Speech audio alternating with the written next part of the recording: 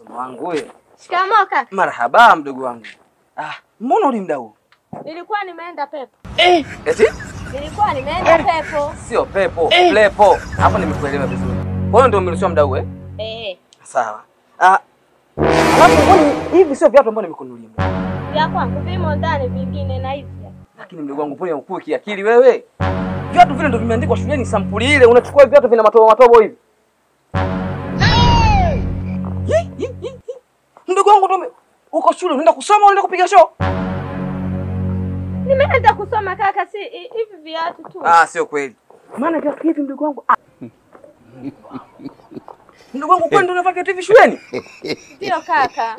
Viatu nimeona kabisa Zuchu na Dogo Fateni katika show yake tukavaa viatu kama hivi unavivaa shuleni. Kwani wewe mdogo wangu unasoma kweli? Mimi kaka nasoma, yani hapa ninapokuambia mpaka hili daftari lenyewe limeshajaa. Mwalimu kasema sasa daftari. Limejaa? Ndio.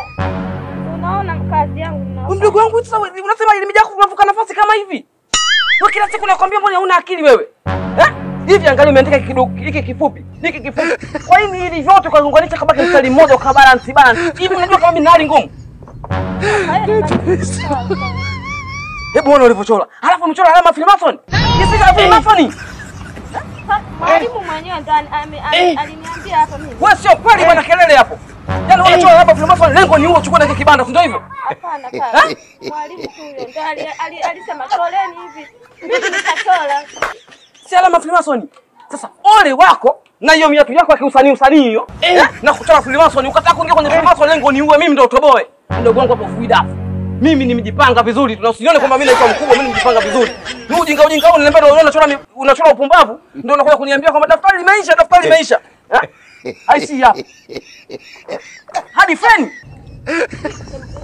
Mwalimu mwenyewe alisema choreni na feni na moto. Feni na moto. Sasa wapi na wapi ndugu wangu? Moto kila siku unapikia humu. Unachotaka kujiongeza kumwambia mwalimu sisi moto ndio tunapikia na kutaki. Wewe unachora tu upumbavu. Na feni humu ndani hamna. Unachora ile kwako iwe nini? Huu ndio upumbavu na uharibu wa madaftari. Unaharibu madaftari bure wewe.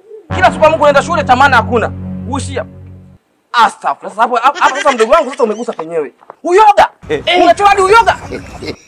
Kaka hivi uyoga tu yani mimi hapa uyoga mwalimu huyo. Mwalimu wapi wewe mpumbavu? Na nilikwambia sisi nyumba hii atuli uyoga ni mwiko. Wewe unachora hadi shuleni na unamaanisha kwamba sasa kwa mwambie mwalimu wako kwamba uyoga ni chakula au mboga mzuri. Ndio maana yake. Mwalimu mwenyewe aliniambia kama unapita huyo mwalimu ndio anafundisha upumbavu. Sasa niosha miguu yako ndio kutoka huyo mwalimu wako ashinda kunielekeza vizuri. Kwa nini? Daftari inatumika vibaya, unachora hadi uyoga, unachora moto, unachora feni, unachora mafuvu kutoka kwa Freemason. Tuondoke. Twende. Kuna tetesi zako.